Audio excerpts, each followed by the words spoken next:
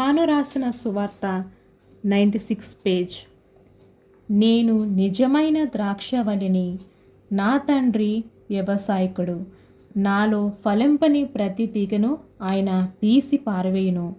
ఫలించు ప్రతి తీగ మరి ఎక్కువగా ఫలింపవలనని దానిలోని పనికిరాని తీగలను తీసివేయును. నేను మీతో చెప్పిన మాటను బట్టి మీరెప్పుడు పవిత్రులై ఉన్నారు. నాయందు నిలిచియుండుడి, మీ అందు నేనును నిలిచియుందును.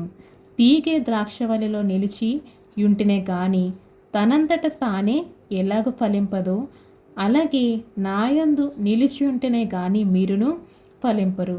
ద్రాక్షవల్లి నేను, తీగల మీరు. ఎవడు నాయందు నిలిచియుండునో, నేను ఎవని యందు నిలిచియుందునో వాడు బహుగా ఫలించును. నాకు వేరుగా ఉండి మీరు ఏమీయూ చేయలేరు. ఎవడైనను నాయందు నిలిచియుండని ఎడల వాడు తీగవలే బయటికి పారబడి ఎండిపోవను. మనుషులు అట్టి వాణ్ణి పోగు చేసి అగ్నిలో పారవేత్తురు, అవి కాలిపోవును. నా యందు మీరును మీ యందు నా మాటలను నిలిచియుండిన ఎడల మీకేది ఇష్టమో అడుగుడి, అది మీకు అనుగ్రహింపబడును. మీరు బహుగా ఫలించుట వలన నా తండ్రి మహిమపరచబడును. ఆమెన్.